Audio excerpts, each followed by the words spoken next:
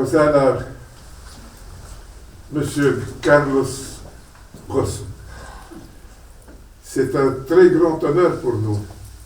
Vous venez pour la deuxième fois ici. Et je ne dis pas pour la seconde fois parce que j'espère qu'il y en aura d'autres. Si vous permettez, nous allons prendre la parole en français, mais vous êtes libre d'utiliser aussi bien l'anglais que l'arabe, mais pas le portugais. Je suis extrêmement heureux aussi que vous soyez ici en compagnie de Madame, votre épouse.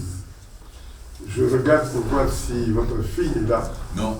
Elle n'est pas venue. Non, c'est pas ça, c'est qu'elle a eu une urgence dentaire. Elle a eu une rage de dents. C'est encore heureux qu'elle n'ait pas eu une rage pour être ministre.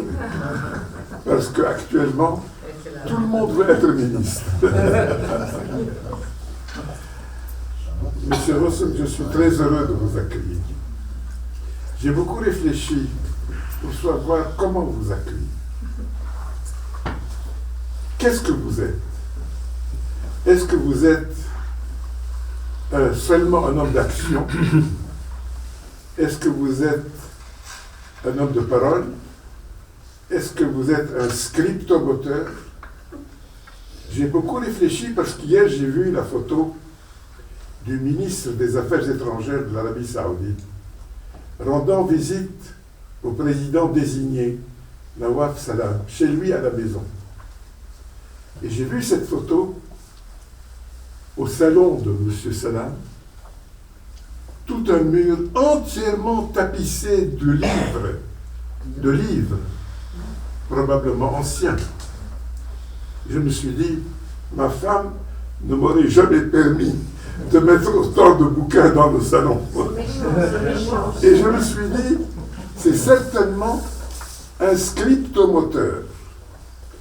C'est peut-être un verbomoteur, mais nous attendons de voir si c'est un axiomoteur, comme vous l'êtes. Pourquoi je me suis posé la question? Parce que, M. Rossum, nous croyons tous que vous êtes un homme qui peut sauver le Liban. Parce que vous avez fait vos preuves, vous avez sauvé des entreprises internationales, vous êtes un homme d'action, et c'est de là que j'ai tiré le titre de notre rencontre aujourd'hui. Pour gouverner, virgule, l'imagination au pouvoir. Évidemment, le titre n'est pas de moi, mais je crois que l'imagination sera de vous et que nous attendons tous de voir quelles sont les recettes que vous pouvez donner au nouveau président désigné, au nouveau gouvernement que nous attendons lundi. Et nous avons hâte de vous écouter. Et j'ai pensé aussi à M. le doyen Eli Assaf, qui est doyen, qui a été doyen de la faculté de gestion et d'économie et directeur général de la présidence de la République, rien que pour diriger, pour modérer les débats et d'être ici le sanctionnateur des temps perdus. Monsieur Rossum, je suis très heureux de vous accueillir. Merci d'être venu. Bon, écoutez, merci beaucoup pour cette généreuse introduction. Je vais essayer d'être le plus bref possible. Alors, vous avez dit, je ne sais pas comment vous décrire. Bon, c'est très difficile de se décrire soi-même. Mais sachez que, d'une manière générale, j'ai toujours dit quelque chose auquel je crois énormément. C'est que dans la vie, si vous voulez contribuer, il faut aider à apporter quelque chose. Hein? On ne peut pas contribuer en n'apportant rien du tout, ou en rêvassant, etc. Il faut apporter quelque chose. Et dans ce que vous apportez, tout ce que vous faites dans la vie, c'est toujours 5% de stratégie et 95% d'exécution. Si vous avez de très belles idées, mais que vous ne les exécutez pas, ça ne sert à rien.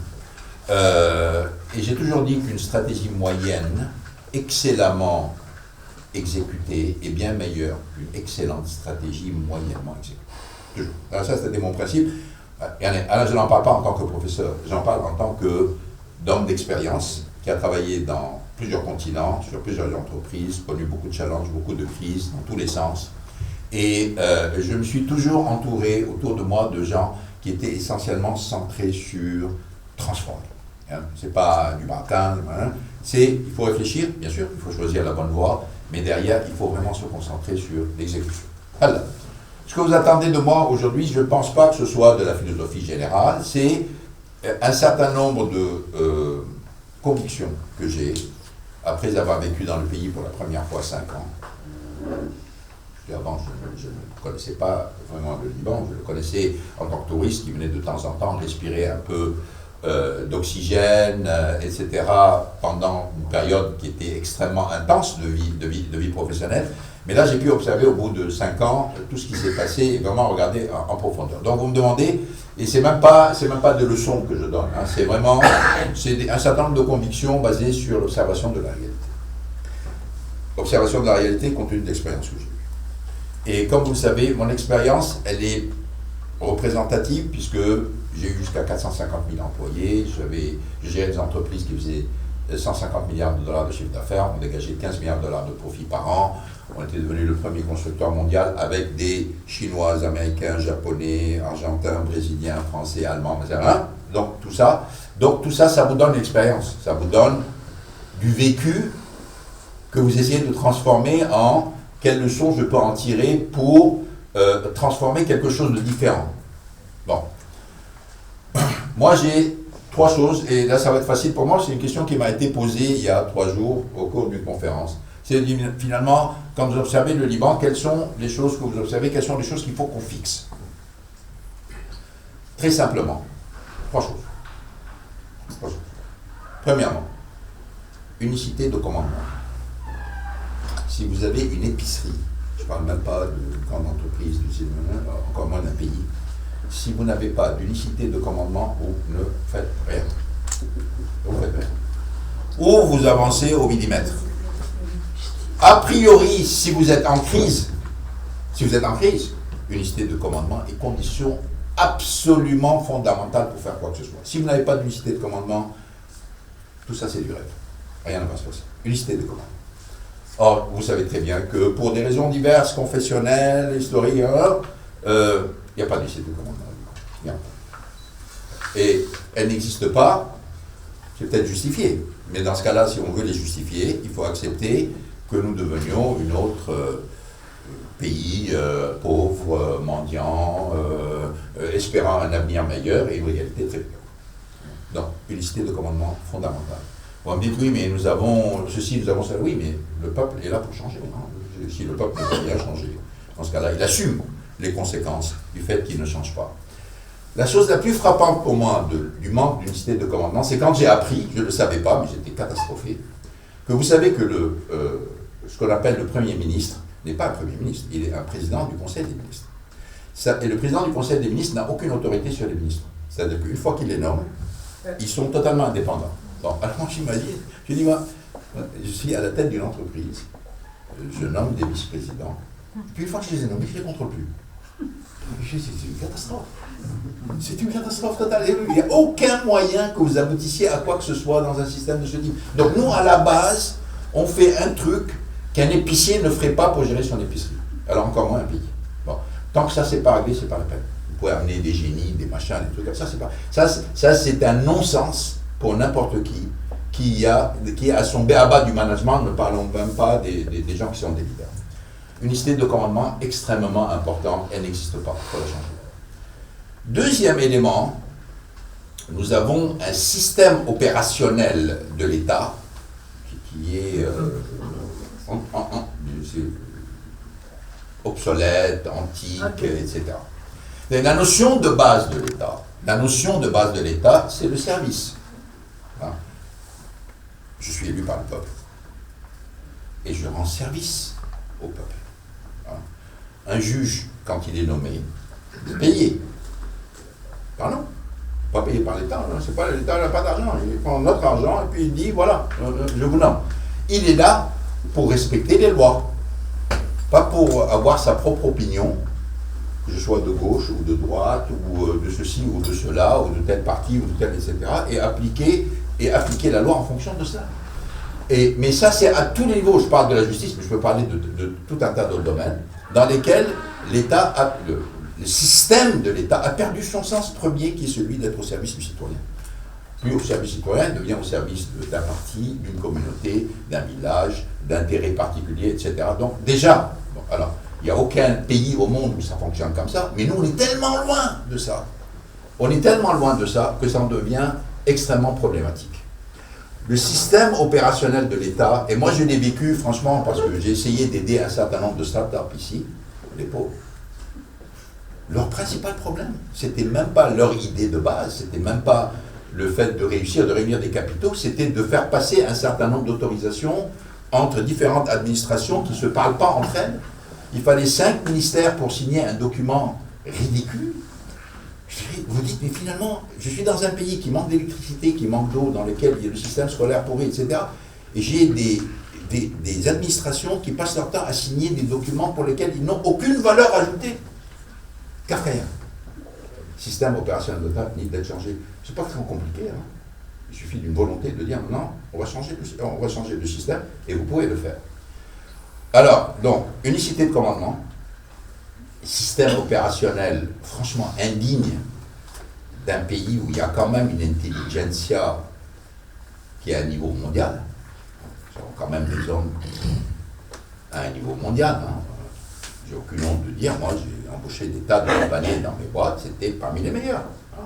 Bon, je ne dis pas que c'était les meilleurs, mais c'était franchement parmi les meilleurs. Donc nous on n'est pas un pays arriéré, qui a rien vécu, on n'est pas les talibans, on n'est pas l'Afghanistan, on est quand même un pays dans lequel il y a des gens qui réfléchissent, et des gens qui savent prendre des décisions, et on ne peut pas tolérer des choses aussi évidentes que cela. Donc système de l'État. Alors, troisièmement, on arrive au point le plus important. On dit oui, mais qui est ma constatation de base. Le Liban est un pays riche avec un État failli. Okay? Non, c'est très important ça. Si vous dites c'est un pays pauvre, bon, dans ce cas-là, pays pauvre, non, c'est un pays riche avec un État failli. Très bien. Donc vous dites, parfait, mais à partir du moment où on fait ce constat, où est-ce qu'on va? Et pourquoi je dis que c'est un pays riche? Parce que vous savez que, d'abord, la richesse, comme vous le savez, elle est essentiellement au niveau de la population. Nous avons une histoire. Les gens qui vivent dans ce pays sont héritiers de gens qui ont vécu dans ce pays pendant des milliers d'années. Et ces gens-là, ils ont dans leur DNA le commerce international. Vous avez des débats. Depuis 2000 ans, les premières installations qui étaient faites autour de la Méditerranée, tout ça, c'était les Phéniciens, les soi-disant, les gens, quand ça s'appelait la Phénicie. Nous sommes des traders. Nous sommes des traders dans notre sang. Et aussi, nous sommes dans notre DNA un peuple qui vit la globalisation comme étant un truc naturel. Nous, comme les Américains disent, de playing turf, c'est la planète. Je veux vous dire que quand vous demandez à un Libanais d'aller à Dubaï, d'aller aux États-Unis, d'aller en Australie, d'aller en Argentine, il ne résiste pas. Il dit oui, bien sûr, dans les conditions, on y va. Les problèmes que j'ai eus, moi, pour transférer un Japonais à Paris, ou pour transférer un Japonais aux États-Unis, ou pour transférer un Français au Brésil, vous pouvez vous imaginer. La difficulté qu'il y a à s'extraire de leur pays pour aller autre part, c'est quelque chose qui demandait des trésors d'imagination et des financements et des incentives. Le Libanais n'a pas ça. Vous lui proposez un job, il part tout de suite. Nous, ça, c'est une richesse. La planète, c'est notre terrain de jeu. Le commerce, l'échange, c'est quelque chose sur lequel on a toujours été doué. Donc nous avons des richesses. Alors, il n'y a pas que ces richesses-là, il y a aussi des richesses dont je peux parler quand même. Ça, c'est l'un des points que j'ai souvent développé et dont je suis convaincu. On me raconte, j'ai interrogé beaucoup en disant finalement, parce que vous savez, l'un des principaux problèmes, c'est le vol de l'épargne. Il y a des gens qui ont perdu beaucoup d'argent, on peut en raconter des tas d'histoires, et rien n'a été fait jusqu'à maintenant. Très bien. Le vol de l'épargne, alors on amène des spécialistes souvent des comptables qui viennent du FMI. Alors ils ont le label FMI, donc c'est des gens que j'ai côtoyés pendant très longtemps. Je peux vous dire, le FMI n'a jamais sauvé personne. Jamais. Jamais. Le FMI, il est là pour vous donner une béquille pour que vous vous sauviez vous-même. C'est tout. Si vous avez besoin d'une béquille, il peut vous la donner, c'est tout. Il ne va pas vous sauver. Donc, quand on regarde les comptes, on vous dit les assets de l'État. Alors, quand je parle des assets, tous les actifs de l'État, port, aéroport, Middle East Airlines, Casino du Liban, tabac et tomba, j'ai vu qu'il y avait une société des rails, des chemins de fer. Vous avez le Litanie avec l'exploitation de l'eau, vous en avez plein. Mais il y a beaucoup plus que ce que vous savez, c'est plein. Bien. On me dit tout ça, ça vaut au mieux 30 milliards, 40 milliards de dollars. Oui, très bien, 40 milliards de dollars, très bien. Ça veut dire que, alors il y a des gens qui disent, des gros malins qui disent, privatisons. La privatisation serait du vol. Serait du vol aujourd'hui. Moi, je suis prêt à persuader n'importe qui de mettre 40 milliards de dollars, acheter tous les assets de l'État. Là, je peux vous dire, je vais vous transformer en 300 ou 400 milliards de dollars. 300 ou 400 milliards. Très bien. Pourquoi on en est arrivé là? Parce que nous réfléchissons en tant que comptables. Nous ne réfléchissons pas en tant qu'entrepreneurs. Ouais. Mais les Libanais, foncièrement, c'est pas un comptable, c'est un entrepreneur. Les traders, la planète et notre plan de jeu, etc. Donc, à partir du moment où je regarde ça vaut 40 milliards, je me dis, bon, très bien, prenons des comparaisons. Alors, la comparaison la plus facile, franchement, c'est celle qui, en général, frappe le plus de gens, c'est je prends Tesla. Non. Alors, il y a 3 ans, je vous ai dit, Tesla, ça vaut 200 milliards de dollars. Vous savez combien ça vaut aujourd'hui? 1 trillion 200 milliards de dollars. 1200 milliards de dollars. Alors, très bien, vous dites, oh, très bien, fantastique, Elon Musk fait du bon boulot. Regardons Tesla, ce que c'est. 1 700 000 voitures vendues par an, 2% de part de marché mondial, 50% de la capitalisation boursière de l'industrie automobile. Très bien. Mais qu'est-ce qu'ils ont? Si je devrais regarder Tesla en tant que comptable, je regarde le chiffre d'affaires, 90 milliards de dollars. Très bien. Combien de profits? 9 milliards de dollars de profits. Très bien. Où il fait ses profits? Imaginez-vous qu'il fait beaucoup plus de profits en vendant les crédits carbone qu'il génère compte tenu du fait qu'il fait des voitures électriques qu'en vendant des voitures. Donc finalement, il gagne son argent, il le fait sur les régulations sur les émissions. Très bien. Enfin, 8 milliards de dollars par an, ça ne justifie pas une valorisation de 1,2 trillion de dollars. C'est quoi la raison? Alors évidemment, il y a le côté Elon Musk. Le côté Elon Musk, il ne faut pas négliger. Vous savez, dans tous les cas, les hommes comptent. Les gens qui vous disent, oui, les sociétés, les organisations, tout ça, c'est du baratin. At the end of the day, les hommes et les femmes comptent. Elles représentent une partie substantielle de la valorisation. Parce que imaginez que demain, Elon Musk quitte Tesla. Vous imaginez de combien l'action Tesla va baisser. Et c'est là où vous regardez la valorisation de l'homme dans cette entreprise. Mais on a regardé. Combien d'usines il a? 4 usines. 4 usines. 100 milliards de dollars de chiffre d'affaires, 8 milliards de dollars de bénéfices. Une grande partie est basée sur des échanges de CO2. Il y a quand même autre chose. Et l'autre chose, c'est le côté, je raconte une histoire. J'ai une vision. Elle est crédible. Ce n'est pas une histoire de petit niveau. Je fais rêver. Je donne confiance. Et les gens continuent à investir dans Tesla, même à des valorisations qui sont complètement folles. Okay? Donc je me dis, bon, tirons les bonnes leçons de tout ça. Qu'est-ce qu'on applique au Liban? On n'a pas de histoire. On n'a pas d'histoire à raconter pour les investissements. On n'a pas d'histoire à raconter. Deuxièmement, on est en train de regarder comme un comptable. Pas du tout comme étant, je veux créer de la valeur. Il faut rétablir la confiance. Et la confiance, elle ne se rétablit pas par coup de décret ou par de... Il fait beau faire un bon discours. C'est sur la base des réalisations que vous établissez la confiance. Donc mon troisième point, pour moi, c'est de dire unicité de commandement. Système opérationnel de l'État a changé. Ça peut se faire très très vite. Hein. Ça, il faut de la volonté, c'est tout, mais ça peut se faire très très vite. Et troisièmement, il ne faut pas regarder le Liban ni comme un centre de coûts, ni pour un centre d'accumulation d'assets. Il faut regarder le Liban comme étant un centre de création de valeur. Et nous avons tous les atouts pour le faire. Alors, vous me dites, techniquement, on fait quoi? Techniquement, on fait quoi? Premièrement, moi, je ne pense pas, je ne suis pas pessimiste là, hein, je ne pense pas que les changements radicaux viendront, pour une raison très simple. C'est que le pouvoir actuel n'a ni la représentativité, ni la légitimité forte dont a besoin un changement radical. Alors, vous avez un président de la République élu par 120 parlementaires avec des influences extérieures, etc. Donc, il est légitime puisqu'il a été élu selon les lois, mais enfin, sa représentativité au niveau du peuple, je ne sais pas ce que c'est. Okay. Même la représentativité des députés qui sont élus directement par le peuple est mise en question par des lois électorales que tous les Libanais contestent comme étant un peu bizarres. Ok, mais elles existent au moins, c'est une démocratie, c'est un principe, c'est très bien. Mais le problème de la légitimité et de la représentativité est fondamental pour que vous puissiez faire des choses fortes. Je donne un exemple. Bon. Donald Trump. Souvent critique, un peu fou, un peu original, il dit des trucs, machin. Il a 58, je ne sais plus combien d'accusations contre lui, etc. Sa force, c'est quoi? Légitimité.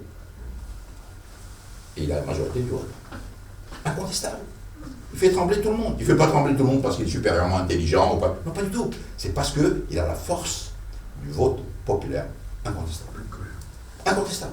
Donc, ça lui donne une force extraordinaire. Il peut tout faire. Il peut envoyer 1 million d'émigrés à l'extérieur. Il peut changer les lois du marché. Il peut tout faire. Pourquoi? Parce que personne ne conteste la représentativité et évidemment sa légitimité. Pour faire des choses fortes, on a besoin de ça. Mais je veux dire, on n'a pas ça.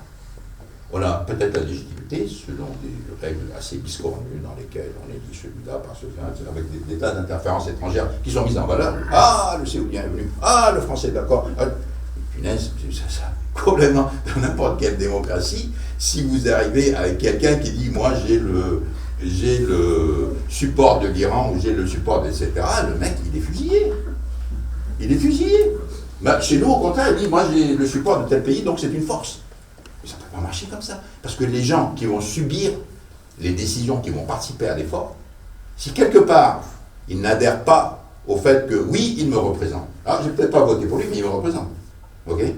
Et il a la légitimité voulue, et rien ne se fait. Donc, ce que je suis en train de dire, c'est que, pour répondre à la question que vous n'avez pas posée, c'est que on va mieux maintenant qu'avant, ça c'est sûr, il n'y a pas de débat, au moins il y a la paix, au moins il n'y a plus de bombardements tous les jours, il n'y a plus de ces massacres qui n'ont aucun sens, mais il n'y a pas les ingrédients de base.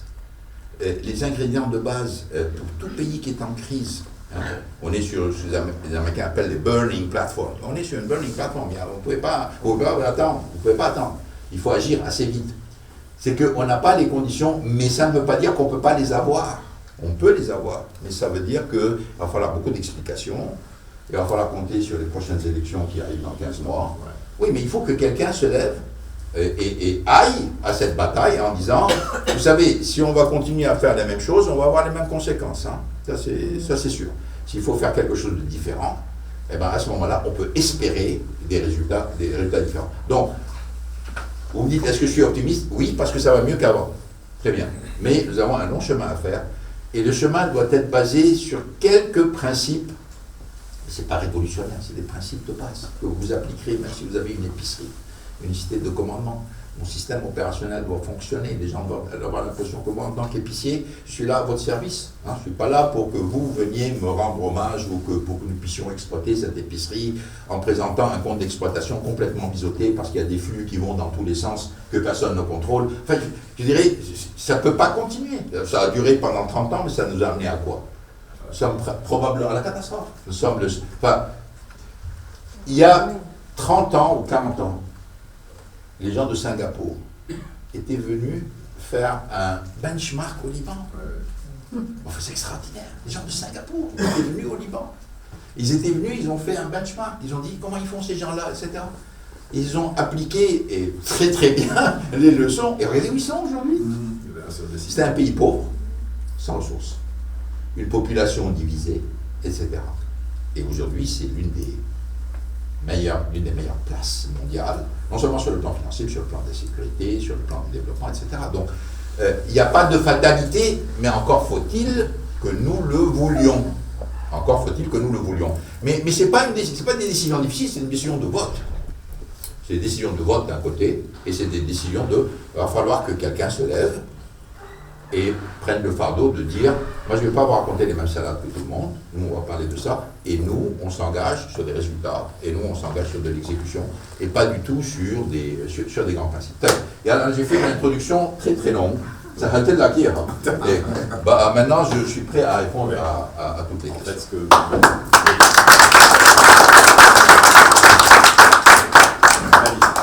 Excellent. En fait, le problème du Liban, c'est un problème de décideurs. Singapour, moi j'ai travaillé sur Singapour quand j'étais étudiant, et en fait, le patron me disait, quand même, le Liban était mieux que Singapour il y a 30 ans, 40 ans. Voilà. Actuellement, chercher un décideur au Liban. Comment le faire? Coup d'État. Coup d'État. On parlait dans le temps d'un dictateur averti, Absolument. dictateur aidel, éclairé. Voilà. Éclairé. Parce qu'avec la composition de notre société, le communautarisme, le professeur Msarra est là, il peut nous en parler en long âge de ce système, qui a abouti finalement à la faillite. 30 ans après, nous sommes dans un pays failli, même avec un pays immensément riche, où il y a des moyens extrêmement importants, où il y a une diaspora qui a réussi, et en fait, l'homme d'affaires qui a brillé et qui brillera, je pense, tout le temps. Mais le problème politique du Liban est un problème, jusqu'à présent, insoluble. Est-ce que c'est la loi électorale? Est-ce que finalement, c'est le clientélisme? Est-ce que c'est l'ingérence extérieure? Et comment s'en sortir finalement de tous ces mots, MAUX, qui nous guettent depuis plus de 30 ans et même depuis finalement l'indépendance? Un seul décideur, est-ce qu'il est chrétien? Est-ce qu'il est musulman? Est-ce qu'il est de ce parti-là? C'est là le véritable problème, mon cher Carlos.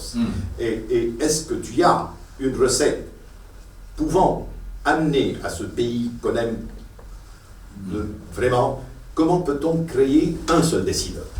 Alors, l'une des forces du pays, c'est que l'une des forces du Liban, c'est que c'est un pays démocratique. Oui. Donc, on est fondamentalement des démocrates. Oui, on est fondamentalement des démocrates. On a horreur de la loi, on a horreur de l'organisation, on a horreur de quelqu'un qui nous dit que c'est honnête. On a horreur de ça, c'est dans nos terres. Très bien. Donc on est démocrate, donc on doit rester démocrate. Absolument. Ok, très bien. Donc le chemin passe par la démocratie. Donc passer par dire on va faire un coup d'État, on va amener. Le problème du coup d'État, c'est la loterie. Hein. Si vous tombez sur un voyou, là, vous en avez pour 20 ans. Et puis surtout, même si quelqu'un est doué de très bonnes intentions, il peut au bout de 3 ou 4 ans, il commence à prendre plaisir aux délices du pouvoir, et vous virez. Ouais, bien sûr. On peut commencer très bien et finir très mal. Bon, donc, éliminons ça. Démocratie. Démocratie, c'est des élections. Il y a des élections dans 15 mois. Bonjour. Donc, mais dans les élections, dans une démocratie, il faut défendre votre point de vue. Pourquoi vous vous présentez pas? Non, je parle des gens comme vous. Parce que je pense que tout ce caractère-là, je le dis sincèrement, c'est-à-dire, actuellement, on a besoin de Libanais qui ont réussi, que ce soit à l'intérieur, que ce soit à l'extérieur, et qui ne fassent pas partie finalement de la famille. Non, là, je suis d'accord avec vous. Il faut que moi je pense que la seule voie possible, si on élimine le coup d'État, le militaire, machin, etc., c'est de dire il faut qu'il y ait un nouveau mouvement, parlons même pas de parti, un mouvement qui porte un message tout à fait différent de tout ce qu'on a entendu jusqu'à maintenant, parce qu'on continue à entendre qu'ils sont des petits machins,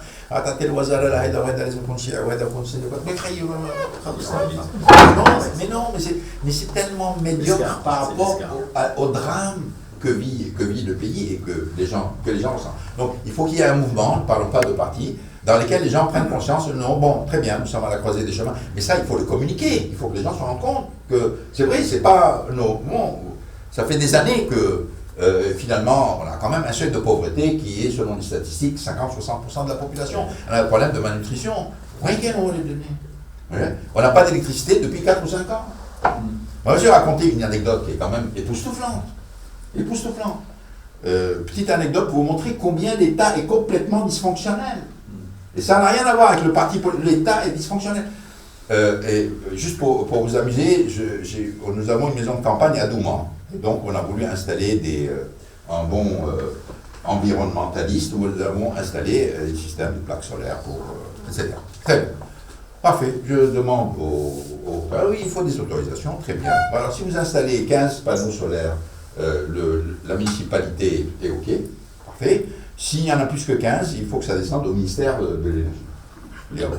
Quelle est la logique? On ne sait pas. Très bien. Faisons-le. Parfait. Le dossier va au ministère de l'énergie. Un panneau solaire dans une maison à Douman. Vous voyez combien c'est stratégique, ça. Très bien. Ça va au ministère de l'Industrie. Au bout de 2 mois, je n'ai pas de réponse. Je dis, écoutez, donne-moi une explication. Je suis un citoyen libanais, je ne demande pas davantage. Citoyen, ça attend la signature du ministre. قلت له لا وليد فياض قلت له يا فليل البلد ما فيها كهرباء ما فيها كهرباء انتوا قاعدين عم تمضوا وراء sur un plateau مش معقول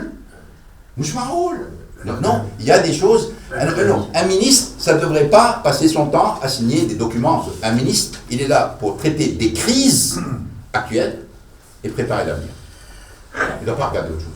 Ça va aux municipalités, ça va aux administrations, etc. Ces gens-là, ils sont en conseil des ministres parce qu'ils sont là, parce que vous leur confiez l'avenir du pays. Vous leur confiez des arbitrages sur des conflits immédiats, importants, et c'est tout. Mais c'est pas du tout aller signer des petits documents, des machins, de n'importe qui, sur lesquels il n'a aucune valeur ajoutée, zéro. Absolument aucune valeur ajoutée. On dit oui, mais c'est pour respecter, je sais plus quoi. Je dis, mais arrêtons de nous occuper. Les Américains ont un très bon terme, ils disent penny wise and pound foolish. Hein? Le pound, c'est les gros trucs, on les laisse complètement de côté. Par contre, on va aller maximiser ou optimiser des petits trucs qui n'ont absolument aucun sens.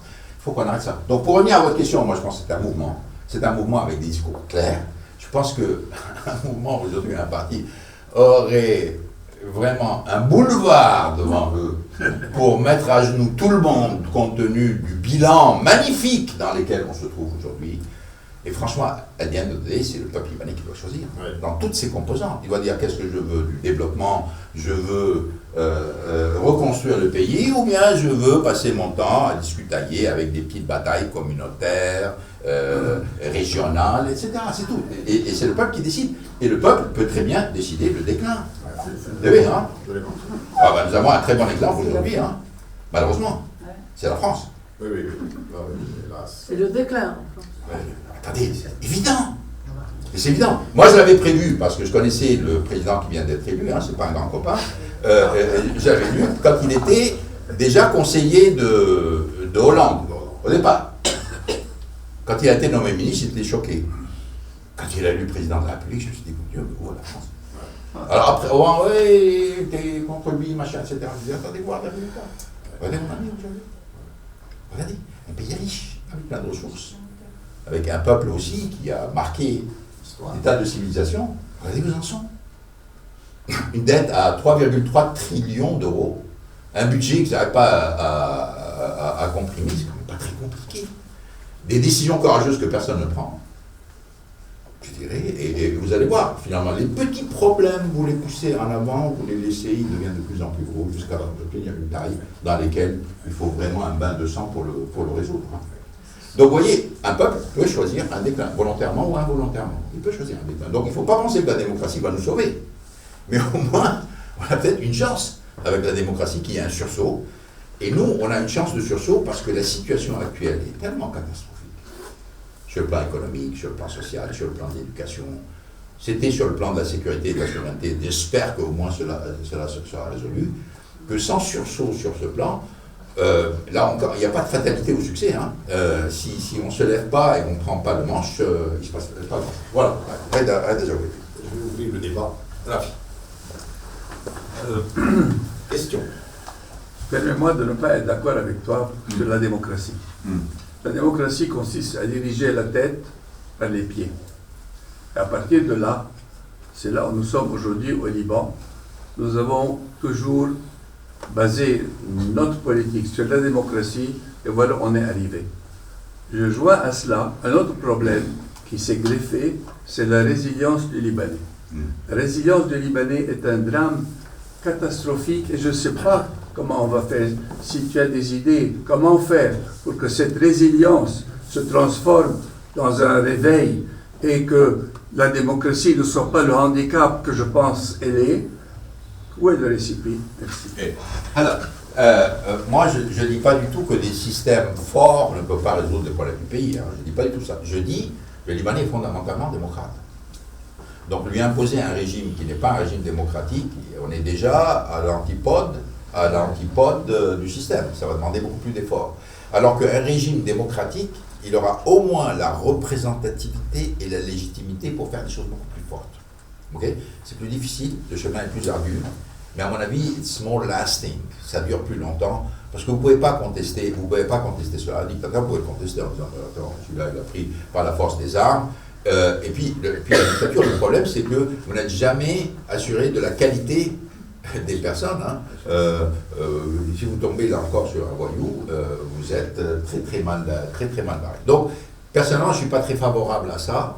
Je ne dis pas que ça ne marche pas dans certains pays. Il y a des pays qui ont été sauvés par ces dictatures, sur des faits, et il y a des pays qui se sont complètement effondrés. Alors, et n'oublions pas, dans notre DNA, nous ne sommes pas des Afghans, nous ne sommes pas des Russes, nous sommes des démocrates. On est des démocrates. On n'est pas du tout un peuple ni unitaire, on n'est pas comme les Japonais, on est individualiste, on aime bien notre famille, notre village, notre machin. Il faut tenir compte de cela dans la réalité libanaise. Donc si on veut faire quelque chose de fort, il faut utiliser les caractères de base du Libanais pour construire quelque chose de fort. On ne peut pas aller contre ça. Si on va contre ça, on est déjà condamné à un certain échec. Alors, résilience. Hein? Résilience. La résilience, par définition, quand on me dit quelqu'un est résilient, je dis c'est une force. C'est pas une faiblesse, c'est une force. Le problème de la résilience du Libanais, c'est que si elle dure très longtemps, la crise libanaise, non, il n'y a pas de crise libanaise. Parce qu'une crise, par définition, ça ne dure pas longtemps. Par définition. Une crise, c'est temporaire. Non, on est dans un système dysfonctionnel. Tout à fait différent. On est dans un système dysfonctionnel, on n'est pas du tout en crise. Mais pour revenir à la question, je dirais que pour traiter ces dysfonctionnements, il faut des choses de fond, il faut des choses qui sont convaincantes. Les paroles ne suffisent pas, les gens ne veulent pas de ça. Ils veulent des faits, ils veulent des quick wins, ce qu'on appelle des quick wins. شو الكويك وينز؟ احنا هايلين اليوم. جاي اجيب الكهرباء، كويك وين؟ Donc il n'y a pas besoin de faire beaucoup de choses. إذا ما بتقدر تعملها أنت، جيب شركة من برا بتعمل لك إياها. وأعطيهم l'exploitation, ça coûtera à tous les Libanais beaucoup moins cher. Même s'ils font énormément de profit, ça nous coûtera beaucoup moins cher. Parce que prendre des décisions de ce type rapide pour soulager les Libanais, pour amener des petites victoires où les Libanais ont l'impression qu'on travaille pour eux, qu'on est en train d'améliorer leur quotidien, ça c'est quelque chose qui est, à mon avis, très très fort. Il faut des réalisations immédiates, des réalisations... Ah non. Les gens ont besoin de... mais je vous parle du vécu. Quand je suis arrivé au Japon, je suis avec des fleurs. 1999, qu'est-ce que vient cet étranger, on ne sait même pas qui c'est, il ne sait même pas s'il est français, libanais, brésilien, etc. Vous savez, au Japon, ils n'ont qu'une nationalité. Un binational, ils ne savent pas ce que c'est, un trinational, alors là, c'est un martial. Il vient de Renault. Les Japonais n'ont pas beaucoup de respect pour les Français en matière industrielle. Ils ont du respect pour la mode, des machins, mais pas pour l'industriel. Un type qui vient d'une entreprise française, je ne sais même pas qui c'est. Deuxièmement, il est libanais, il est brésilien, il est français, on ne sait pas ce que c'est. Il va venir à nous, les Japonais, 99, domination mondiale de l'industrie automobile, nous apprendre comment faire notre métier. Donc c'était beaucoup de critiques, beaucoup de scepticisme. Chouhaïda, il ne va pas durer longtemps, c'est pas terrible. Donc j'ai fait mon Nissan Revival Plan en 3 mois. Ça a pris 10 ans, 3 mois. Je ne connaissais pas l'entreprise. Travail de fond, avec des tas de gens, beaucoup d'équipes, beaucoup de personnes impliquées. Sorti le Nissan Revival Plan dans lequel j'ai violé tous les tabous japonais. Tous. Je n'en ai pas laissé un. Non, j'ai mis en question le système de la seniority, qui est traditionnel. J'ai démantelé le Keiretsu, qui est le système de fonctionnement. J'ai fermé des usines, alors qu'au Japon, fermer une usine, c'est comme fermer des églises ou des mosquées ou des choses comme ça. J'ai réduit les effectifs de 15 000 personnes. J'ai fait tout ce qu'on m'a dit au départ, Ne faites surtout pas ça, vous êtes au Japon. Par contre, ce que j'ai dit, je m'engage, moi et toute mon équipe, que si je ne vous donne pas des résultats dans un an, alors ça fait 10 ans que vous êtes dans des difficultés, je m'en vais et avec moi toute mon équipe. Ok? Ça a calmé tout le monde. Hein. Du coup, les gens se sont dit, ah bon, il va se planter, ça va durer un an, on va s'en débarrasser au bout d'un an, on va faire quelque chose.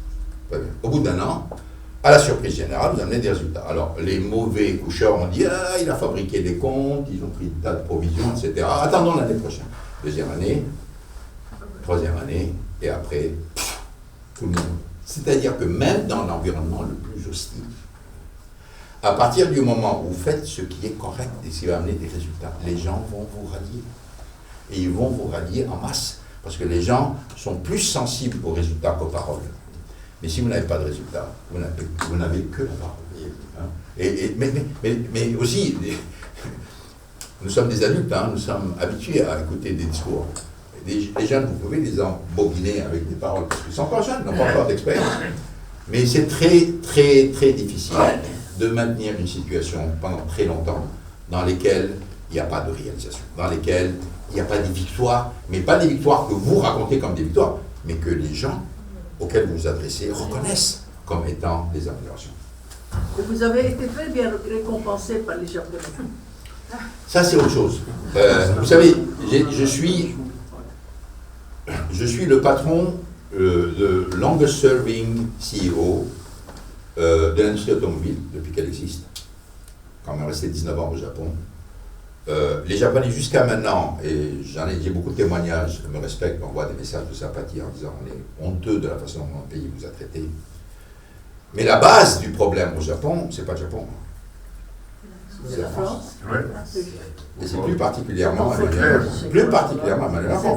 Bon, oui, mais bien sûr. Donc là-bas, ce qui a provoqué les Japonais, c'est l'attitude du gouvernement français, c'est pas le pays, c'est le gouvernement français de l'instant, qui se sont comportés comme des voyous avec les Japonais. Les Japonais leur ont fait une réponse. Malheureusement, j'étais une collateral damage dans toute cette opération.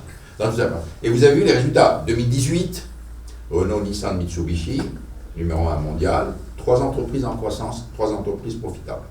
2018. Capitalisation boursière des 3 entreprises, plus de 100 milliards de dollars. Profit cumulé des 3 entreprises, plus de 12 milliards de dollars. Très bien. Fast forward, 2018, on est en 2025. La chute. Nissan, comme vous le savez, c'est dans toute la presse, est aux abois. Oui, oui. Renault, complètement contracté. De 4 millions de voitures vendues par an, maintenant ils sont à 2,2 millions, ils en sont fiers. Mitsubishi, franchement, là aussi, est aux abois. Quand vous voyez la catastrophe industrielle que ça représente, et la catastrophe que ça représente pour les actionnaires, et même pour les employés, parce qu'il y a beaucoup de gens qui ont perdu l'emploi, mais personne n'a poursuivi personne pour ça. Il y a une catastrophe à cette échelle, personne n'est responsable, c'est la faute pas à moi, à lui, etc. Les gens sont perdus, ils ne savent même pas qui est responsable. Mais moi, je considère que je suis un dommage collatéral d'un règlement de compte entre le gouvernement japonais et le gouvernement français, initié par Emmanuel Macron en 2016 avec la fameuse loi Florange. Alors, il faut suivre toute l'histoire pour savoir effectivement comment ça s'est passé.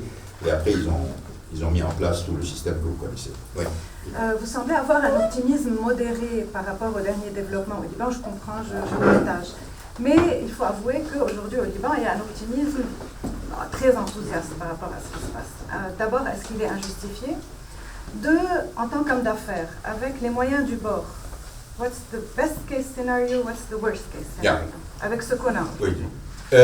Vous savez, l'optimisme modéré, il est basé sur l'expérience. Oui. Parce que je pense que, comme on dit, une hirondelle annonce le printemps, donc vous êtes content, mais le printemps n'est pas encore là. Et il peut très bien ne pas venir. Hein. Donc il faut quand même être mesuré. Pourquoi? Parce que si vous êtes très optimiste aujourd'hui, vous risquez d'être déçu.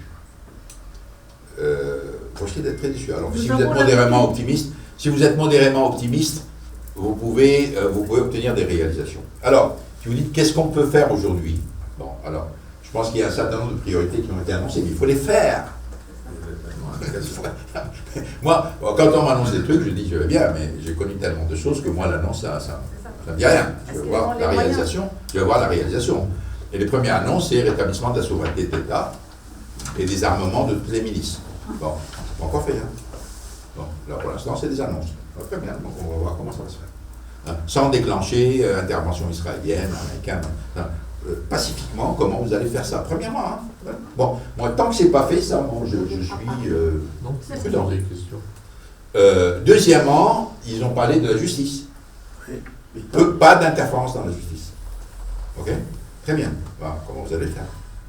Concrètement, comment vous allez le faire? Ils n'ont pas annoncé autre chose pour l'instant. C'est ces deux choses-là. Ils n'ont même pas parlé du système opérationnel de l'État, on n'a pas parlé des assets, on n'a pas parlé des épargnants, on n'a pas parlé du redéveloppement économique, on n'a pas parlé de tout ça. Mais déjà sur ces deux choses, qui ont déjà été annoncées, personne ne les a obligés à annoncer, regardons ce qu'ils vont faire. Je pense que ça, c'est fondamental. Ça, c'est absolument fondamental. Sinon, on est reparti sur j'avais plein d'intentions, mais personne ne m'a laissé faire. Non, vous savez, en management, mais attendez, là, je ne parle pas au niveau de l'État, au niveau d'une épicerie. Quand la personne qui est responsable de quelque chose vous dit, c'est pas moi, c'est le temps, c'est le taxi, c'est le machin, vous savez que vous avez affaire à beaucoup de médiocrité. Les véritables managers et les véritables leaders, ce sont des gens qui jamais ne rejettent la faute à quelqu'un d'autre. Jamais. Qui assument tout. Ça, c'est des gens qu'il faut regarder. D'ailleurs, c'est un système dont vous avez des entreprises. Pour détecter les bons, ils sont rares. Hein. C'est dire, ils ne cherchent jamais d'excuses, même s'ils n'en est pas responsable. Jamais. Ce sont des gens qui pensent sur comment je vais résoudre le problème, et le reste ne m'intéresse pas. Ouais. Ça, c'est des perles. Et c'est des gens comme ça que je recherchais dans mes entreprises pour les mettre au top niveau. C'est des gens qui sont toujours I can do, I'm not the problem, I'm the solution, I'm going to bring the solution, and nobody cares. Ce qui est assez intéressant, c'est que aussi, et ça résonne avec les gens. Là, je reviens sur mon expérience. Quand c'est arrivé au Japon, en 1999, j'ai annoncé Nissan Revival Plan, tout le monde choqué. J'ai dit, écoutez, je ne suis en rien responsable de la situation dans laquelle se trouve l'entreprise, vous en êtes témoin, je viens d'arriver. Hein, je ne suis pas japonais, je ne fais pas chez Nissan, etc. Je ne suis rien. Mais j'assumerai toutes les conséquences de l'échec.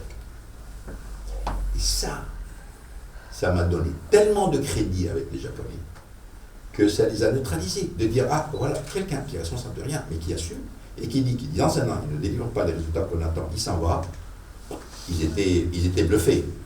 Ils étaient bluffés. Parce que ça, c'est dans leur culture. Hein. C'est la culture du samouraï. C'est la culture du seppuku. Hein. Le samouraï qui veut servir son seigneur, va à la guerre, il a perdu, il se fait... Et ça, c'est dans leur culture. Donc, ils étaient absolument subjugués par ça. Et je pense que l'humanité entière est absolument subjuguée par le fait que quand vous prenez une responsabilité, vous l'assumez. Vous ne trouvez pas des excuses. Hein? Puisque vous avez accepté le job, vous acceptez tout le passé et toutes les contraintes autour du job. Et les gens attendent de vous que vous délivrez des résultats et pas d'excuses. Alors, vous avez Monsieur Michel, comment, moi je crois que le grand problème aujourd'hui au Liban est toujours un système qui existe et un système féodal.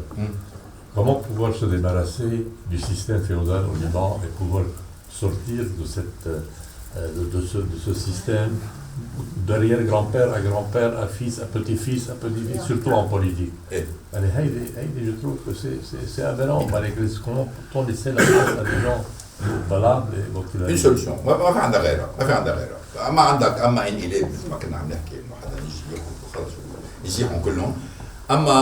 Une alternative. Si vous êtes content, vous dites aux gens, si vous êtes content dans le système féodal dans lequel vous vivez, et la majorité ne doit pas être content, parce qu'il y en a 60% de la population en dessous du seuil de pauvreté, et je ne sais plus combien de pourcentage qui n'arrivent pas à ouvrir un compte en banque, n'arrivent pas à mettre leurs enfants à l'école, sont obligés d'aller manger chez leur employeur pour aller à l'hôpital, etc. Je suis sûr qu'il n'y a pas beaucoup de gens qui vont dire « moi je suis content ». Ok ? Bon, il faut leur faire une alternative. Aujourd'hui le problème c'est que les gens ne sont pas contents, ils n'ont pas d'alternative. Oui. Ils n'ont pas d'alternative. Les alternatives c'est absolument... écoutez, durant les dernières campagnes législatives, moi je m'attendais à ce qu'un parti politique, au moins un, n'importe lequel, parle de l'emploi au Liban. Bonjour. Il n'y en a pas eu un qui a mentionné un programme dans lequel il dit « Moi, je m'engage à créer 100 000 emplois ou 200 000 emplois au Liban en faisant 1, 2, 3, 4. » Il avait crié. On va interroger un Libanais. Il n'y a pas d'emploi pour mes jeunes, tous les gens sont en train de quitter. L'histoire de l'emploi des jeunes, c'est un problème qui n'est pas récent. Qui n'est pas récent. Moi, quand j'ai quitté le Liban en 1971, il n'y avait pas de débouché. J'avais le choix entre devenir ingénieur, avocat ou médecin et aller travailler, etc. Imaginez, en 71, imaginez aujourd'hui, un jeune Libanais, aujourd'hui, quelles perspectives qu'on lui offre? Rien. Mais on lui propose même rien. Mais on ne parle même pas d'emploi. On parle même pas il n'y a pas de programme d'emploi. Il a eu la décence de dire, moi je vais m'occuper de créer des emplois. Aujourd'hui, le problème féodal persiste parce qu'il n'y a pas d'alternative. Il n'y a pas d'alternative sérieuse, il n'y a pas d'alternative dans lesquelles sentent la passion de vouloir servir le pays, de servir la jeunesse, etc. Il n'en existe pas. Donc, moi, je pense, je suis peut-être optimiste là, je pense qu'aux prochaines élections, il y aura une opportunité, et je pense que si quelqu'un vient avec une alternative sérieuse, crédible, et ça risque de faire basculer beaucoup les choses au-delà des divisions confessionnelles, régionales, communautaires, dans lesquelles on joue. Pourquoi Carlos Sosa ne serait-il pas une alternative? Regarde, Rafi, non, d'abord merci de ta confiance et de ce que tu dis. Mais ce que je dis, c'est que il faut, à mon avis, je suis convaincu, mais il faut qu'il y ait des jeunes qui prennent ça. Dans notre génération, on peut se battre, bien sûr, il faut qu'il y ait des jeunes qui prennent ce relais. Hein? C'est beaucoup plus solide. Donc, grouper des jeunes qui... Ça, c'est un mouvement qui va prendre plusieurs années, avec des transformations, avec des décisions difficiles. Plusieurs années, bien sûr. Alors, il faudra des quick victories, immédiatement. Hein? On ne va pas attendre 5 ans. Dans 5 ans, je m'engage à faire ça là. Donc, il est un peu... il faut le... vous savez, c'est comme dans un marathon. Hein? Dans le marathon, il faut alimenter le souffle. Il faut donner des victoires, il faut donner des satisfactions. Et ça, c'est très important à travailler dans un projet de ce type. Hein? C'est des victoires qu'on annonce, mais des victoires que les gens connaissent. Hein? Victoire, ما بعرف انا رئيس الوزراء عمل خطاب حلو ما بيحكي فرنساوي non, ça c'est des trucs insignifiants, c'est des choses qui correspondent aux préoccupations des gens. Comment est-il réaliste que Carlos Sosa cherche des jeunes, un fact-finding de jeunes de grande qualité qu'il groupe et qu'il motive? Là, Rafi, c'est pas ça, c'est que moi je dis que faire un programme qui va dans ce sens, c'est relativement facile. Faire même une communication qui soit efficace dans ce sens, c'est relativement facile. C'est 5% du boulot. Hein. 95% c'est l'exécution. Et l'exécution, c'est la partie la plus difficile. Hein. Un artiste, c'est pas non, j'ai une idée de la peinture que je vais faire.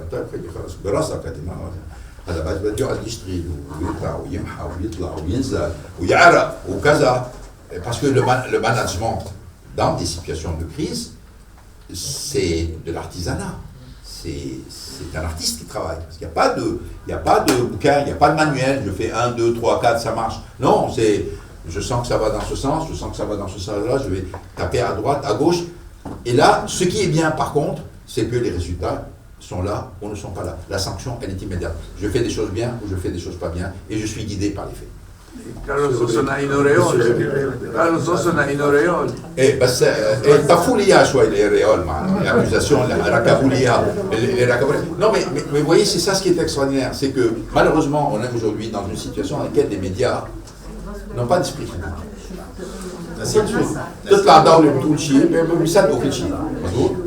Moi, il faut quand même savoir qu'au Japon, quand j'ai été arrêté au Japon, comme un malpropre, c'est sur une accusation de ne pas avoir déclaré un plan de retraite qui n'était ni accepté, ni voté par le conseil d'administration, ni payé.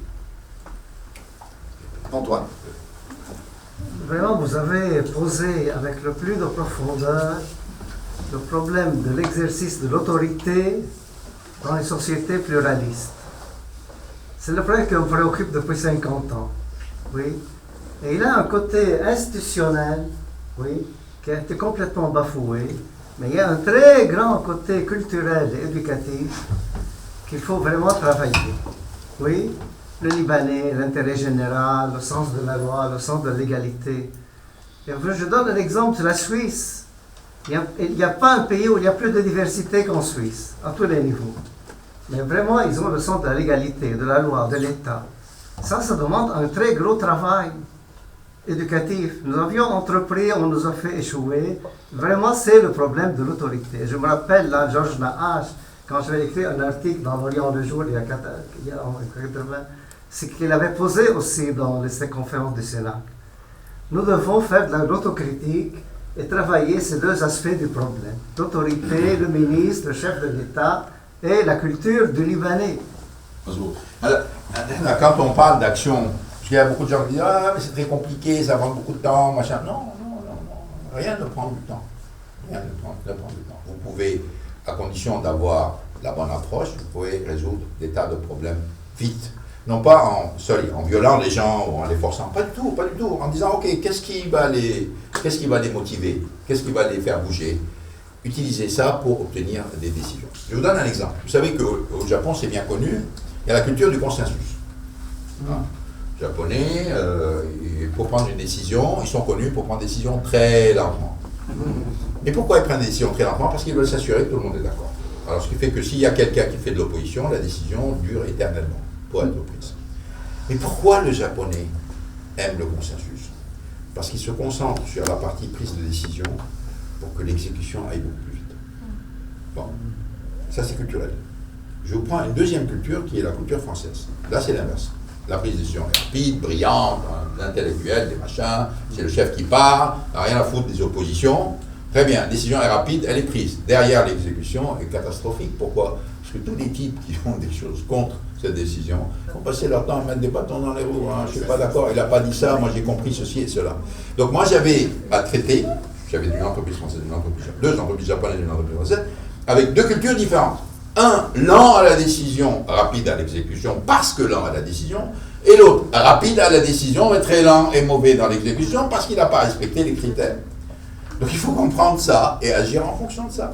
Donc je passais beaucoup de temps, mais alors bien sûr le long à la décision on l'a raccourci, mais je tenais compte du fait que, attention, il faut s'assurer que ceux qui sont contre comprennent les raisons pour lesquelles vous prenez cette décision, parce qu'au moins ils vont plus s'opposer. Et en France, c'est pas la peine de décider rapidement si derrière vous allez avoir que des gens qui vont tirer contre vous. Hein, c'est pas la peine. Donc prenez le temps d'expliquer vos décisions, de les communiquer, d'écouter les oppositions parce qu'il peut y avoir de bonnes idées qui viennent, et à partir de ce moment-là, on agit. Merci. Comment on peut améliorer la valorisation des avoirs de l'État libanais? Pour moi, c'est très simple, j'ai dit plusieurs fois. Moi, je pense que si jamais il y a une décision, et ça c'est une décision du Conseil des ministres, du Président de la République ou de l'Assemblée, dans tous les cas, de dire, je mets tous les assets de l'État, tous, sans exception, sous une responsabilité unique. Okay? Alors, avec un executive chairman, un board de 6 ou 7 personnes, faites toutes par des entrepreneurs qui ont déjà réussi. Pas des gens, pas des académiques, non, des gens qui ont déjà réussi et qui ont fait leurs preuves de manière indiscutable dans un certain nombre de domaines. Je leur confie la responsabilité de ces investissements. La propriété de tous ces assets, 100% d'État. Okay? I'm the owner. J'ai un comité de supervision qui ne se mêle pas de management, mais qui vérifie quand même que les gens ne sont pas en train de faire des profits au détriment des citoyens ou en augmentant les prix de manière déraisonnable. On a une sorte de comité de surveillance, ça existe dans plusieurs pays. Ces gens-là, vous leur donnez une mission, c'est très simple. Moi aujourd'hui, j'ai un compte très simple qui me dit, voilà, tous les assets, ils sont valorisés ça par les cabinets les plus fameux. J'arrive à 40 milliards de dollars. Bon, les gars, votre mission, c'est que dans un an, ça va être 80, dans 2 ans, ça vaut 120 milliards, et dans 3 ans, ça vaut 200. Je donne des chiffres n'importe comment, ils peuvent être beaucoup plus importants. Très bien. Ça, c'est votre mission. Hein? Votre mission, c'est de valoriser ces assets. Alors, moi, si on me confie une mission comme ça, qu'est-ce que je fais? La première chose, c'est que premièrement, je regarde Casino du Liban, Middle East Airlines, le real estate libanais, 20% du territoire, Tabac et Tomba, etc., etc. Et je vais choisir dans le monde des Libanais qui ont réussi dans tous ces domaines. Et je veux vous dire, il y en a un paquet. Je trouve quelqu'un, par exemple, qui est patron d'un casino à Atlantic City, aux États-Unis, qui réussit très bien. Je trouve tous ces gens-là, partout, hein, un spécialiste dans ceci, dans cela. Je les amène en leur disant, écoutez les gars, je vais vous motiver, vous allez être payé 0. Vous ne payez rien. Par contre, je vous donne un pourcentage de la valorisation que vous allez créer. Okay? Par exemple, si le casino du Liban aujourd'hui est évalué à $1 milliard, il est très bien. Il faut que le casino, dans 1 an ou dans 2 ans, ça vaille 2 milliards, et dans 5 ans, il faut que ça vaille 5. Très bien. Et si vous faites ça, je vous paye 0,1% de la valorisation que vous avez créée. Donc, ça ne me coûte rien. Et je vous paye du fruit du travail que vous allez créer vous-même. C'est simple ça. Je peux vous dire que les mecs, ils vont se tuer. Et ils ne vont accepter aucun compromis pour valoriser. Et comment ils vont valoriser? En faisant du bon marketing, en évitant le vol, en rétablissant les comptes, en faisant des développements. C'est comme ça qu'ils vont le faire. C'est comme ça qu'on crée ça. Donc, moi je pense que le système existe, les mécanismes existent. Et le mécanisme le plus fort dans un système libéral comme le nôtre, c'est la cupidité. Vous savez, comment vous allez faire venir les investisseurs libanais? Ils ne vont pas revenir par nationalisme. Ils vont revenir parce qu'ils ont l'impression qu'ils vont faire des bonnes affaires au pays. Alors, le nationalisme, c'est le cherry on the cake. Hein, mais ils ne vont jamais venir s'ils font de mauvaises affaires. Ils vont revenir parce qu'ils estiment que tout est sous-évalué et qu'ils vont investir et ils vont faire de bonnes affaires. Voilà. Merci pour votre présentation. Si nous faisons un genre de bilan et perspective de ce qui se passe, on se rend très bien compte qu'à chaque fois que des gens honnêtes vont essayer de prendre la chose publique en main, ils se sont trouvés face à un dilemme où ils démissionnent parce qu'il y a mal donne et il y a une autorité politique ou souveraine qui vient leur dire non, c'est pas comme ça, ou ils restent et ils sont des faux témoins de voir tout ce qui se passe. Un, votre point de vue là-dessus. Deux, quelle est la chronologie à suivre pour sortir de ce carcan qui, à mon avis, empêche tout honnête et tout compétent citoyen de vouloir participer à la vie publique? Très bien. Alors, je réponds à la question.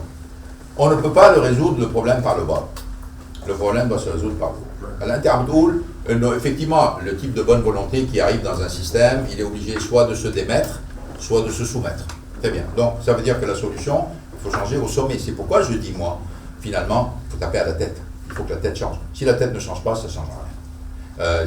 Et d'ailleurs, aujourd'hui, pourquoi il y a un peu d'espoir? Parce qu'il y a une tête qui a changé. Ok? Oui, mais on ne sait pas qu'est-ce qu'il y a dedans dans la tête. Hein? On ne sait pas encore. Mais on va savoir bientôt, parce que la composition du ministère, les premières déclarations vont tout de suite vous dire failed hope, ama, il y a quelque chose d'intéressant qui va se passer. Si on commence à faire des tas de concessions dans un système qui est pourri, on n'a aucune chance sur tout. Parce que le système est pourri. Okay? Donc, moi je pense que c'est ça. Donc il faut changer par la tête. Et c'est pourquoi je dis, pour que le président de la République ou le Premier ministre n'ait pas en face de lui une autorité suprême qui lui dit quoi faire, il faut qu'il ait la légitimité et la représentativité du peuple. C'est la seule chose que toutes ces forces occultes respectent. C'est parce qu'ils savent que ces types-là ont un problème de représentativité, peut-être un problème de légitimité, qu'ils peuvent se permettre de les menacer, de leur dire on va faire ceci ou faire cela, etc. Nous on peut faire voter des députés contre toi, on peut arrêter ceci ou cela. Mais alors la seule chose qui est forte, c'est vraiment un président, comme j'ai dit, qui est élu, qui a dit, alors moi j'ai 3 millions de Libanais qui ont voté pour moi, c'est moi l'autorité. C'est moi l'autorité suprême, et je ne l'ai pas à cause de moi, je l'ai à cause du vote que j'ai. Et donc pendant 4 ans, 5 ans, 6 ans, c'est moi qui dicte les conditions. Et c'est moi qui fixe les règles, avec bien sûr un contrôle parlementaire, comme il se doit dans toute bonne démocratie. Mais je ne pense pas qu'un homme qui vient au milieu, à moi-même, en 3e position, peut changer quoi que ce soit. Là, c'est pourquoi il ne faut pas y aller. Non, mais c'est pourquoi il ne faut pas y aller. Là, il faut laisser le système. Là, tant que le changement n'est pas par la tête, il ne va rien se produire. Alors, il peut y avoir des petits nids de réformes, des machins, mais ils sont insignifiants par rapport à ce dont le pays a besoin. Un Trump libanais. Un Trump libanais qui se base sur la légitimité du peuple. هلا مش بس ترامب ليباني كلهم حتى بايدن بسوسي مظبوط ما حدا نشيره. Pourquoi même les dictateurs cherchent le vote populaire? 99% du peuple, 95%. Pourquoi il a besoin de faire cette mascarade? Parce que, quelque part, il fait valoir le fait que je suis légitime, j'ai une représentativité populaire, vous avez voté pour moi, Bonjour. Monsieur non, je fais la main, là, il va chercher la représentativité populaire, même si elle est ridicule. Vous avez évoqué 3 points. Okay. Ils sont tellement liés les uns des autres, c'est-à-dire on ne peut pas faire le deuxième point, c'est-à-dire rendre l'État au service du citoyen en ignorant comme je suis en loi. Aujourd'hui, on a un président qui a probablement une petite légitimité, pour ne pas dire une grande, et un premier ministre aussi qui, la plupart de la population l'aime bien. S'ils forment un gouvernement, sans prendre en considération n'importe qui, à eux deux, même s'il ne prend pas l'accord du Parlement, et il sera en tasrif aman mieux que le gouvernement d'aujourd'hui. Est-ce qu'il peut travailler cet État au service du citoyen? Et ça, c'est une seule chose. Mais bien sûr, mais ça ne peut pas durer très longtemps. Là aussi, pourquoi? Parce que quand vous prenez des décisions difficiles, des décisions transformatrices, vous allez toujours avoir des oppositions. Vous allez aller contre les intérêts, forcément.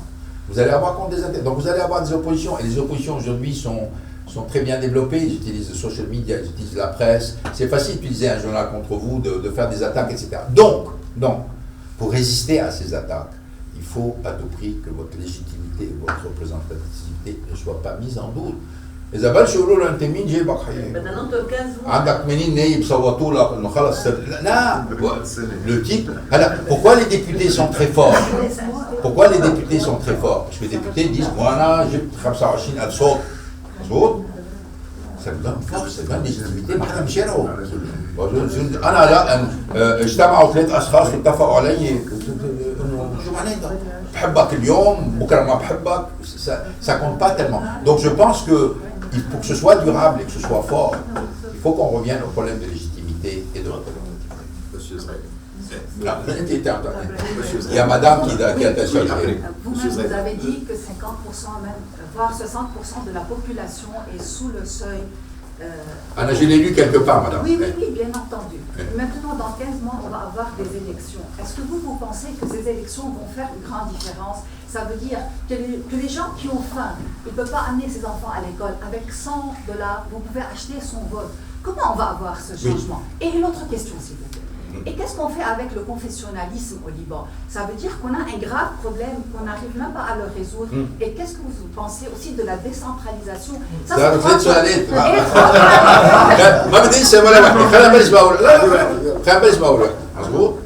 la première, c'est que est-ce que vous pensez que l'élection va résoudre un problème dans un pays où, etc.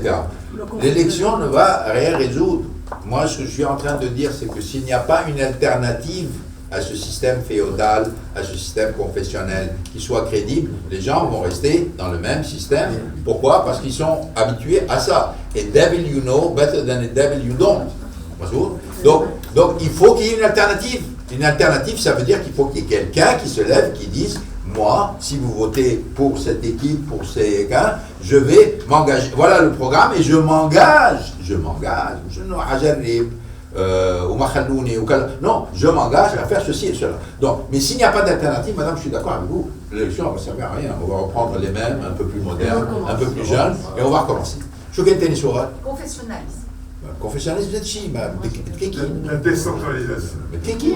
Non, c'est quoi le confessionnalisme? Franchement, là, aujourd'hui, franchement, le confessionnalisme, quand vous regardez, très bien. Moi, je vais de temps en temps dans les églises. Okay? Et je regarde combien de personnes il y a dans les églises.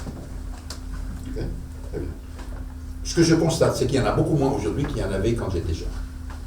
Incontestable. Très bien. Ça veut dire quoi? Ça veut dire que de plus en plus dans toutes les religions, aujourd'hui, dans les temps modernes, la religion devient quelque chose de personnel, de spirituel, de relation avec Dieu, beaucoup plus que des rites et des machins que l'on suit, qui, à mon avis, vont disparaître. Les rites, les machins, pas la religion. Très bien. Donc, finalement, et quand j'entends les litanies de on va prier pour Balad Farid, le Balad Farid. On est basé sur la religion. Madame, vous avez raison, mais ça fait partie du problème. Ça veut dire quoi? Il faut choisir. Une élection, c'est fait pour quoi? Je choisis, moi, d'être religieux, pauvre, exploité, machin, je suis content. Très bien. Ama, je vais changer les choses. Je vais respecter ta religion, je vais respecter ta diversité, mais tu es avant tout citoyen. Et tu contribues à ce pays, tu vas contribuer à son développement. Tu dois choisir. On ne peut pas être entre les deux. On ne peut pas être entre les deux. Et le chemin nous prouve aujourd'hui qu'on ne peut pas être entre les deux. On ne peut pas être en même temps bédikène et confessionnel, ama bédikène et mantaïe, et d'un autre côté vouloir un développement du pays, ça ne marche pas. Mais on l'a prouvé. Khalas. Non, donc, non mais attendez, les élections ne vont rien résoudre, madame. Il faut que l'alternative soit présentée pour lui donner une chance au moment des élections de l'emporter. Et heureusement, ou malheureusement pour nous, nous avons des tas d'éléments pour prouver que notre système est failli et qu'il ne peut rien apporter de bon pour le pays. Alors, c'est كيف يدير السؤال؟ Dans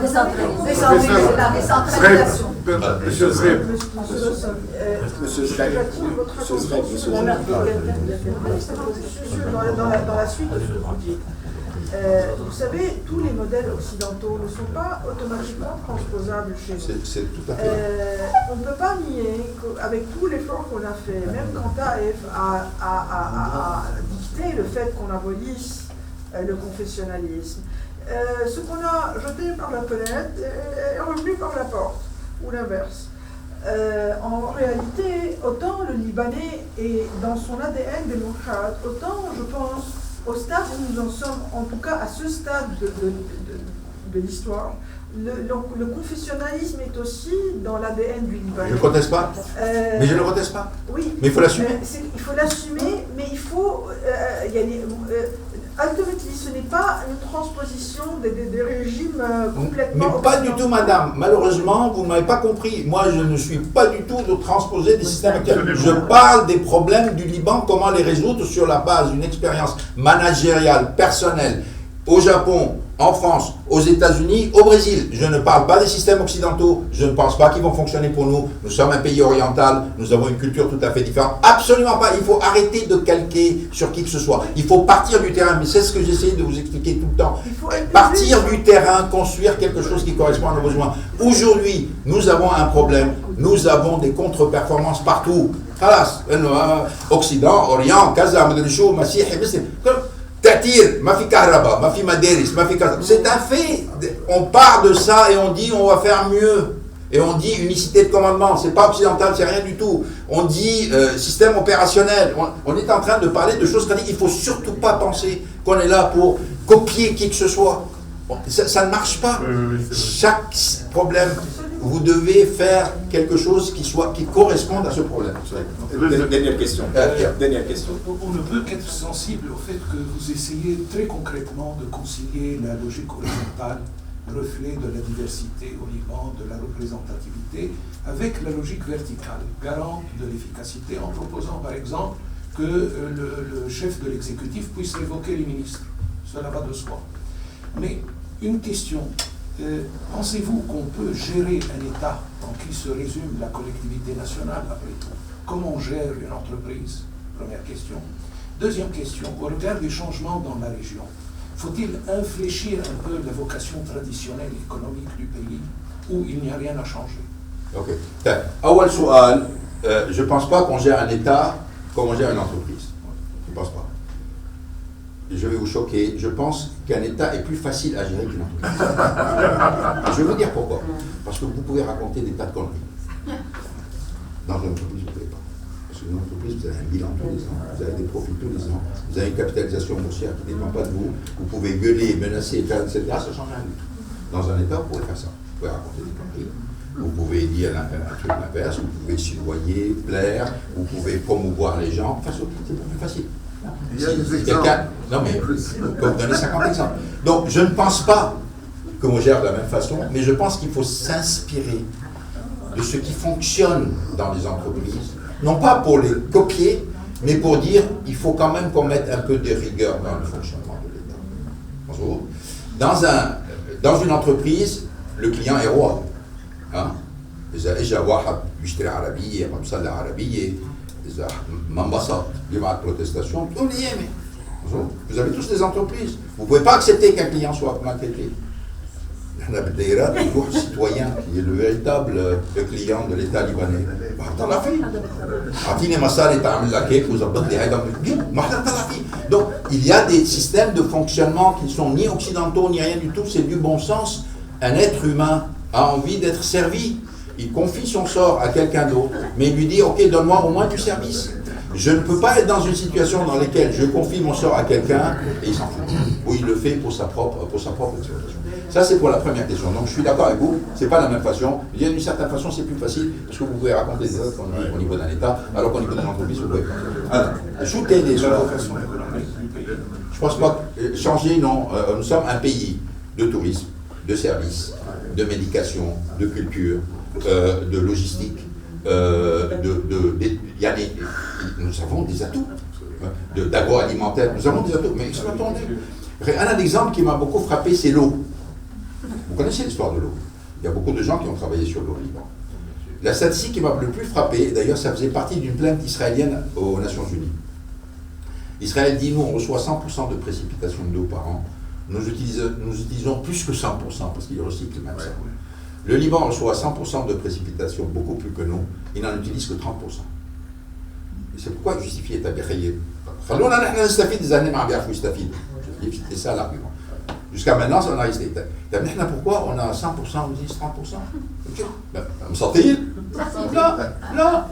Les Bnei Liban mal organisé, oui. Mal orienté, oui. Parce qu'il y a tout ce que les Israéliens savent faire pour récupérer l'eau, nous savons le faire. Et nous ferons peut-être encore mieux. Au contraire, en appelant à la cupidité du Libanais,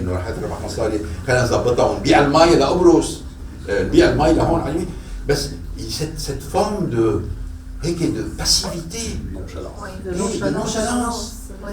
nonchalance, dans un pays qui est pauvre. On est dans un pays pauvre aujourd'hui. C'est ça ce qui est dénoncé. On a tellement d'opportunités qu'on peut exploiter, on ne les exploite pas. Là, كنا بيت صحراء ما في عنا شيء وكنا بدو وما حدا فاهمين شيء وpersonne n'est éduqué, je comprends. On n'a pas ça. On a des atouts. On a des gens éduqués, on a des gens de talent, on a une diaspora internationale de 11 millions, 12 millions de personnes. On a des atouts. Exploitons-les. Merci beaucoup. Merci beaucoup. Merci à vous.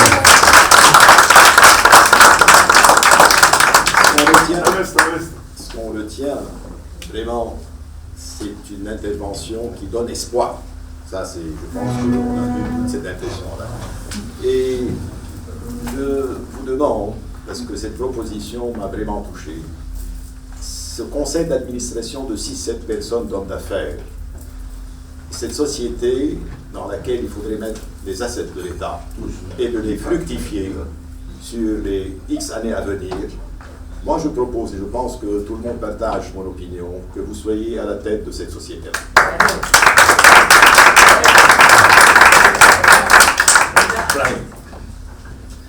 Merci. Merci, M. Rossi. Je crois que quelque part, nous avions raison d'espérer. Nous avions raison de vous écouter. Vous avez réussi quelque chose d'extraordinaire. C'est de nous montrer comment, sans verser dans les clivages confessionnels, régionaux, partisans, archaïques du Liban, on peut réalphabétiser la vie politique au Liban. Vous avez réussi à nous dire, à communiquer des solutions qui peuvent valoir n'importe où au Liban, avec n'importe quel parti politique, avec n'importe quelle communauté politique ou confessionnelle au Liban. Vous avez offert un modus operandi pour reconstruire ce pays. Et vous l'avez fait à un moment où nous avons besoin de repenser notre vie publique. Vous l'avez fait Et soyez assurés, M. Rosson, que ce que vous avez dit aujourd'hui ne tombera pas dans l'oreille de certains sourds que nous connaissons bien. Soyez assurés que le Premier ministre désigné et le Président de la République ont intérêt à écouter chacun des mots que vous avez prononcés. Il est temps que nous fassions confiance, je ne dis pas à Atatürk du Liban, mais à Carlos Turc du Liban, pour que nous puissions convertir l'espoir en résultat, comme vous aimez le dire. Monsieur Rosson, c'est pas pour rien que nous vous attendions. C'est magnifique. Je vous remercie. Mais attention, la photo de groupe nous attend. Bien